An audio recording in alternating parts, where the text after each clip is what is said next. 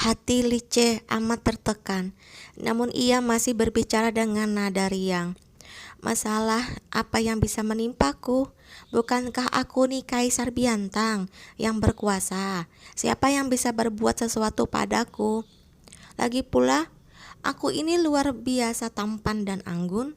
Siapa yang berani menganiaya aku dan merusak karya alam yang indah ini? Di seluruh dunia, kau ini orang yang paling tidak bisa mengenali barang bagus. Acu tak bisa menahan tawanya. Baiklah, kau si tampan dan anggun ini. Kalau kau melihat Leonardo, kau akan begitu malu sampai bunuh diri dengan melompat dari jendela. Siapa itu Leonardo? Namanya aneh sekali. Apa dia orang asing? Lice bertanya sambil mengerutkan keningnya. Acu tak mau tersenyum. Dia orang asing yang sangat tampan. Kau membandingkanku dengan seorang asing? Kau ini benar-benar keterlaluan. Acu tertawa terbahak-bahak. Suara tawanya menggema di rongga dadanya, kembali dan menimbulkan gema. Hari sudah tak pagi lagi, aku pergi dulu. Acu tak lagi menunggang kuda. Ia dan Meiki yang menyewa sebuah kereta kuda. Sambil menyengir, Lice berdiri di bawah pohon wutong, mengenakan jubah berwarna merah. Ia memang kelihatan begitu seperti ucapan itu, luar biasa tampan dan anggun.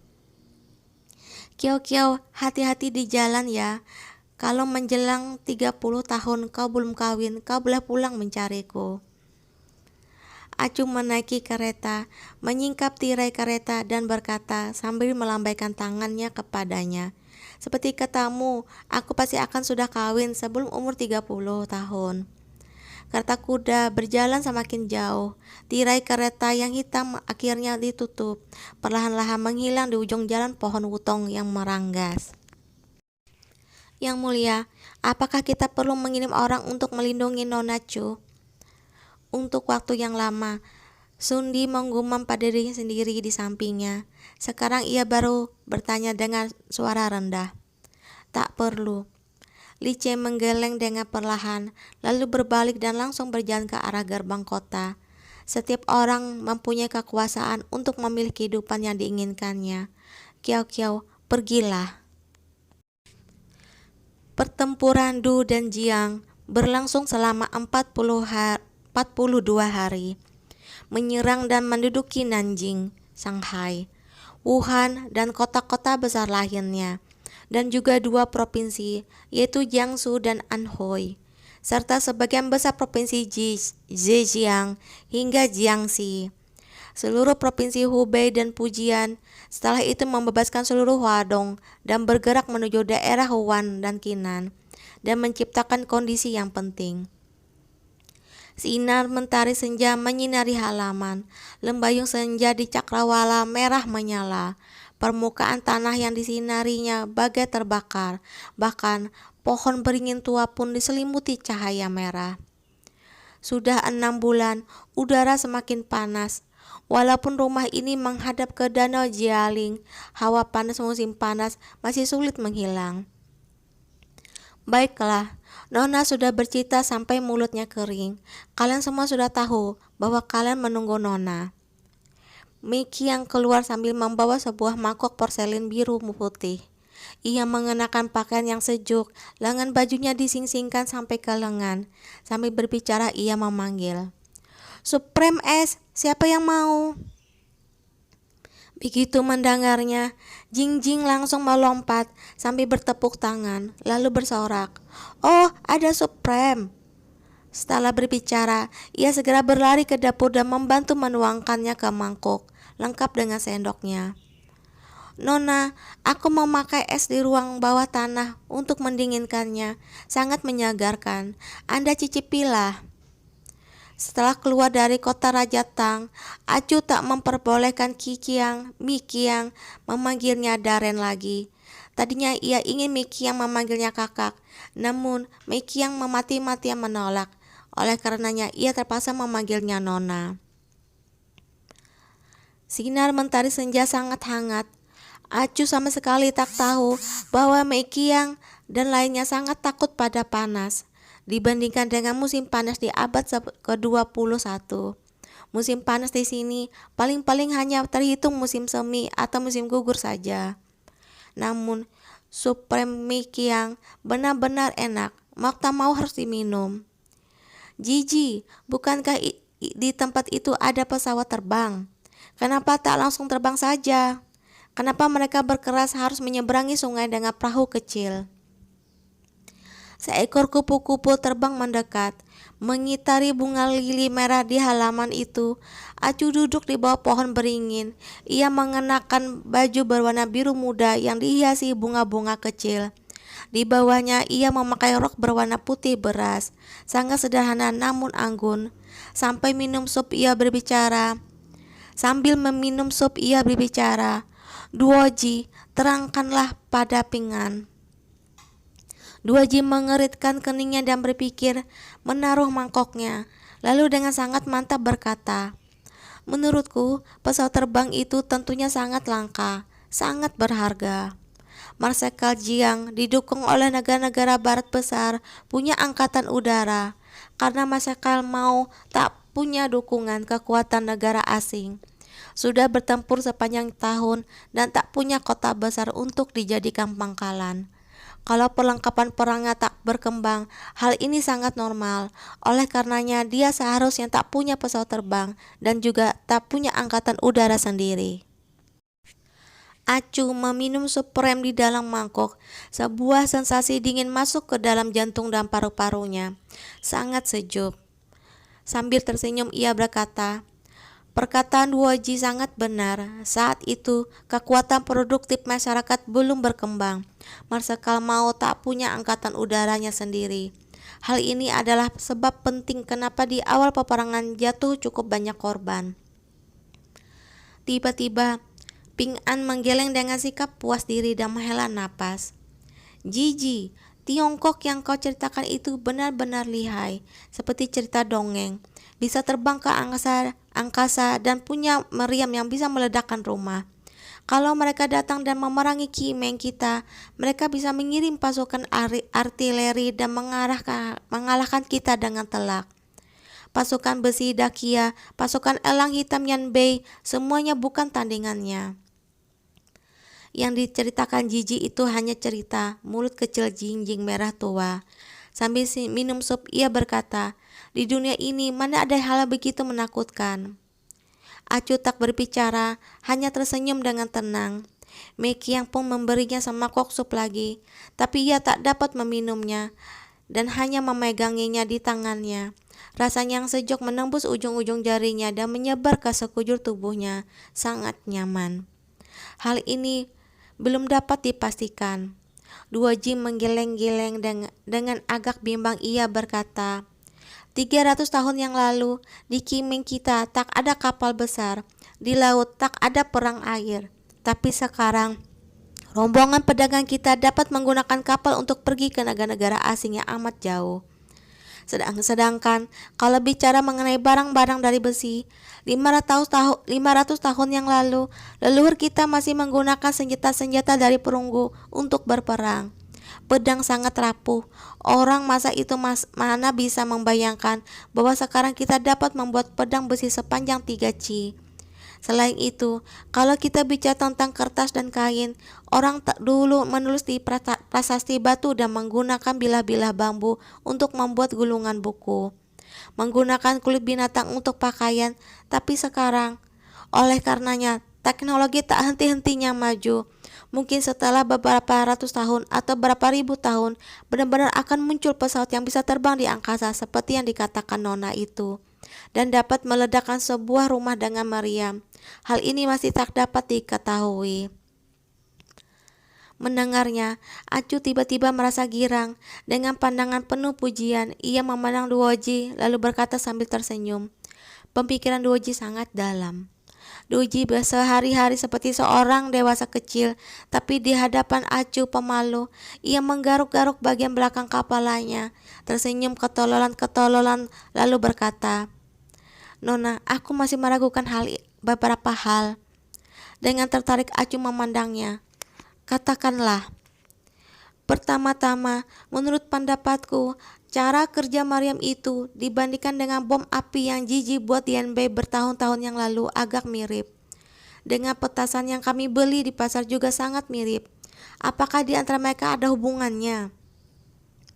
Acu semakin merasa terkejut bercampur girang. Ia mengangguk-angguk lalu berkata sambil tersenyum. Duoji sangat cerdas. Sebenarnya mereka mempunyai persamaan. Petasan ada alat dari bubuk mesiu yang paling sederhana. Bom api sebenarnya juga sama, hanya ditambah dengan tenaga yang dapat menghancurkan es hingga berkeping-keping. Dengan demikian, kekuatannya baru dapat sedikit lebih besar. Tapi, kalau hendak mencapai tingkat seperti Maryam, masih diperlukan teknologi yang lebih tinggi dan akurat. Dengan teknologi penempaan besi saat itu masih sangat sulit dicapai. Ping An dan Jing Jing seakan tak mendengarnya. Mereka jelas-jelas tak mengerti, namun ikut mengangguk-angguk. Duoji memikirkannya tanpa berkata apa-apa untuk beberapa saat. Lalu berkata sambil mengerunyutkan keningnya. Senjata-senjata yang Nona bicarakan ini menurutku tak seperti cerita yang dibuat-buat. Semuanya tentu mengikuti suatu prinsip. Tapi untuk sementara ini, aku masih tak bisa membayangkan bagaimana semua itu mungkin. Ia mengerunyutkan keningnya, wajahnya penuh penderitaan dan amarah seperti seorang kakek-kakek kecil. Tiba-tiba ia kembali bertanya, Nona, kemarin kau menyuruh kami kembali berpikir tentang sebab kekalahan dan kemenangan Marsekal Jiang dan Marsekal Mao. Aku sudah sedikit memikirkannya, entah benar atau tidak. Acu memberi semangat agar ia berani berbicara. Katakanlah padaku. Duoji berpikir tanpa berkata apa-apa. Untuk waktu yang sangat lama seakan bimbang. Setelah mengumpulkan keberaniannya, ia baru membuka mulut dan berkata, menurut pendapatku, sebab utama kenapa Marsekal Mao bisa menang adalah karena dukungan rakyat. Begitu perkataannya terdengar, Ping An langsung menyangkal. Tak benar, menurutku Marsekal Jiang itu terlalu bodoh. Semua bawahannya mempunyai pikirannya sendiri. Ia memiliki begitu banyak pasukan, tapi terpecah belah. Dan akhirnya menjadi pengkhianat negara. Kalau tidak, ia tak akan kalah. Acu berpaling dan memandang Ping An, lalu bertanya dengan tenang, kalau begitu, apakah kau tak memikirkan kenapa para bawahan Marsekal Jiang menjadi pengkhianat? Karena Ping An agak tertegun. Mula-mula ia ingin berkata bahwa Marsekal Jiang terlalu bodoh. Namun setelah memikirkannya kembali, ia merasa hal itu tak benar. Setelah menggumam pada dirinya sendiri untuk waktu yang lama, ia baru berkata, karena kekuatan Marsekal Mao terlalu kuat. Mereka ketakutan dan menjadi pengkhianat. Kenapa kekuatan Marsekal Mao itu bisa begitu besar? Kau harus tahu, saat perang dimulai, jumlah prajurit dan senjata mereka jauh lebih sedikit. Ping An tiba-tiba tak bisa berkata apa-apa. Ia menggaruk-garuk kepalanya untuk waktu yang lama, namun masih tak bisa mengemukakan alasan apapun. Duoji yang berada di sisinya menyeletuk. Menurut pendapatku, Marsekal Mao melakukan beberapa hal yang cemerlang. Dengan amat serius ia menganalisanya. Pemikiran Marsekal Mao tentang peperangan ini sangat cemerlang. Di awal pertempuran, ia meninggalkan kota dan masuk ke desa-desa. Selain itu, ia mengadakan reformasi agraria dengan membagi tanah pada rakyat. Dengan melakukan hal ini, rakyat secara alami mendukungnya, mengharapkan ia dapat menjadi kaisar dan berbondong-bondong masuk dalam angkatan bersenjatanya. Sehingga semakin lama berperang, pasukannya semakin banyak. Sedangkan pasukan Marsekal Jiang semakin lama berperang semakin sedikit. Walaupun persenjataannya ketinggalan, namun orangnya banyak dan kekuatannya besar. Dalam jangka panjang, tentu akan dapat berada di atas angin. Lagi pula, disiplin pasukan Marsekal Mao sangat ketat, tak pernah menyerang rakyat. Pasukannya bersatu padu dan persatuan membuat mereka kuat. Di lain pihak, para bawahan Marsekal Jiang semua korup, disiplinnya lemah, karena kepemimpinannya kacau, orang-orang di dalamnya saling bertarung berebut kekuasaan. Perasaan rakyat bergejolak. Pasukan mereka yang seperti ini mungkin di awal pertempuran, dengan mengandalkan persenjataan yang maju dan jumlah prajuritnya, tentu akan berada di atas angin. Namun, seiring dengan makin mendalamnya pertempuran, mereka cepat atau lambat akan kalah. Setelah 2Ji selesai berbicara, ia melihat bahwa Aco tak berbuat apa-apa. Seketika itu juga ia merasa agak cemas, mengira bahwa dirinya telah salah bicara. Maka ia cepat-cepat berkata, "Menurut pendapatku, pertempuran di antara kedua pasukan mereka adalah pertempuran di antara dua macam ideologi dan juga pertempuran antara dua buah kekuatan. Yang satu adalah kelas bangsawan dan pejabat, sedangkan yang satu lagi adalah kelas rakyat biasa, sama dengan pertempuran di antara Kamar Dagang Datong dan Kaisar Yanbei." Begitu selesai bicara, ia langsung tersadar bahwa dirinya telah salah bicara. Miki yang mula-mula sedang mengupas biji lotus, namun begitu mendengarnya langsung berpaling dan memberi isyarat padanya dengan matanya. Namun Ping An yang berada di sisinya tak mengerti dan menyeletuk. "Kalau begitu, kenapa Tuan Wu dan yang lainnya masih kalah juga?" Acu menatap 2Ji. Ia agak tertegun. Ia selamanya tahu bahwa anak ini cerdas, namun tak membayangkan bahwa ia begitu cerdas. Dirinya hanya menceritakan sebuah kisah padanya, namun ia langsung dapat memahami inti dari perperangan. Dengan terkejut ia mengangguk-angguk lalu berkata pada 2Ji, "Walaupun belum mengerti secara keseluruhan, namun hanya dengan sebuah komentar kau dapat berpikir sampai ke tingkat ini. Benar-benar sesuatu yang tak mudah." Ia sama sekali tak peduli 2Ji menyinggung Yanbei. Malahan dengan serius menjelaskan, berbagai macam taktik dan pemikiran tentang perang masih harus selaras dengan situasi dan kekuatan produktif saat itu. Kamar Dagang Datong tak dapat menandingi kekuatan politik pasukan Marsekal Mao. Datong tak memiliki kepemimpinan dan organisasi yang kuat, tak punya sistem internal yang sempurna. Ideologinya tak jelas dan kekurangan taktik perang dan keterampilan militer yang baik. Selain itu, Yanbei tak sama dengan Huakia. Kekuatan produktifnya rendah, juga belum pernah mengalami invasi bangsa asing. Pemerintahan dan sistem sosial di dalamnya belum seluruhnya hancur, masih berupa struktur masyarakat yang asli. Pada saat yang sama, kesadaran masyarakatnya belum terbuka. Rakyat tak tahu apa itu revolusi dan juga tak tahu bagaimana harus melawan penindasan dari atas. Oleh karenanya, mereka tak dapat memberikan dukungannya sepenuhnya pada pasukan. 2Ji mengatakannya dengan sangat baik. Perang dalam kisah itu nampaknya adalah suatu pertempuran untuk memperebutkan kekuasaan. Namun sebenarnya adalah pertempuran di antara dua macam ideologi yang kita dapat bertanya pada Yanbei. Kalau ideologi kebebasan belum dapat disampaikan ke telinga rakyat, bagaimana Datong dapat melawan Yanbei dengan kebantuan kekuatan rakyat? Oleh karenanya, hasil yang berupa kekalahan cepat atau lambat sudah ditentukan. Mendengarnya, mereka bertiga berulang kali mengangguk. Walaupun Jingjing dan Ping An pada dasarnya mungkin tak memahami apa yang dikatakannya, 2Ji memikirkannya dengan sesama untuk waktu yang lama, seakan hendak mengingat semua perkataan Acu dalam hatinya. Setelah amat lama, ia mendadak agak merasa putus asa. Dengan wajah amat kecewa ia berkata, "Nona, sepertinya yang kau katakan, sistem semacam itu pada dasarnya tak sesuai dengan masyarakat kita sekarang ini." "Benar. Kalau begitu semua yang kupikirkan ini semua hanya ilusi saja." Melihat wajah putus asa anak itu, Aco tersenyum kecil dengan amat sangat. Ia berkata, "Tidak juga, ideologi tak disampaikan hanya dalam sehari semalam saja. Semuanya memerlukan seorang pelopor. Sekarang kau mungkin tak berdaya menggerakkan semua orang di dunia ini untuk bersamamu menyelesaikan masalah ini. Namun kau dapat mencoba untuk mempengaruhi sebagian orang dengan perlahan menyampaikan ideologi ini seperti api, sedikit demi sedikit menjalar hingga akhirnya pada suatu hari ia akan mempunyai kekuatan untuk membakar seluruh padang rumput." 2Ji tertegun, lalu tiba-tiba berkata, "Nona, perkataanmu ini apakah dapat ditulis menjadi sebuah buku?" Sambil tersenyum, Aco menepuk kepala anak itu lalu berkata, "Kau pandai belajar, anak muda." Dengan girang Duoji berseru, dia sangat jarang bersikap kekanak-kanakan seperti ini. Dengan sangat semangat ia berkata, aku paham perang adalah alat untuk ideologi. Revolusi membutuhkan tanah untuk menumbuhkan teori.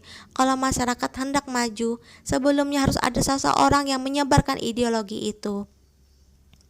Mickey yang melangkah ke depan dan memberinya semakok sup rem. Sambil mengenyutkan keningnya ia berkata, kulihat kau girang, kepalamu berban mandi peluh. Jangan langsung menyebarkan ideologi, minumlah supku dulu.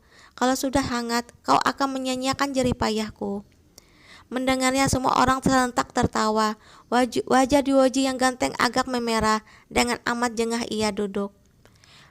Hari perlahan-lahan menjadi senja. Acu kembali ke kamarnya. Anak-anak itu mengobrol dan tertawa dengan ramai untuk beberapa saat, lalu juga kembali tidur. Di tengah hari hujan gerimis turun.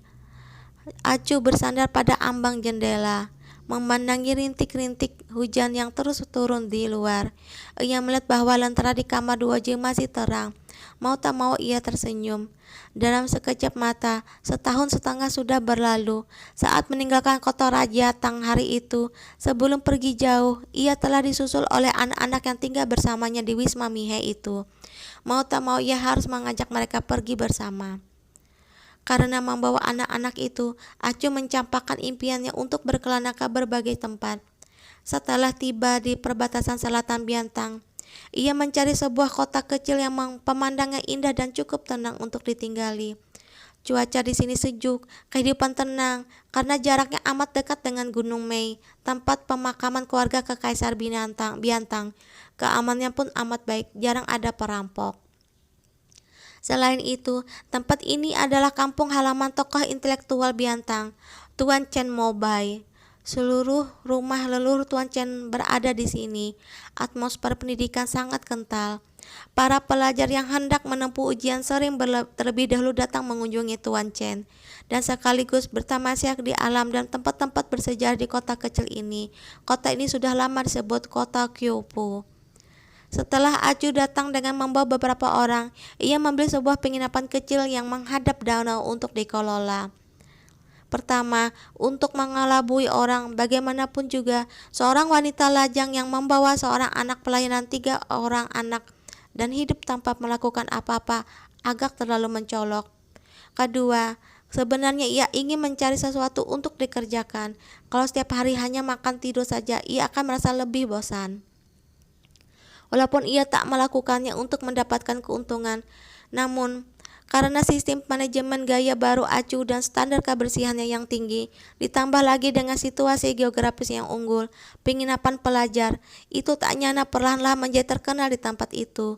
Semua pelancong tanpa kecuali menjadikan penginapan ini sebagai pilihan pertama mereka. Setiap waktu ujian di musim semi dan gugur, penginapan itu selalu penuh.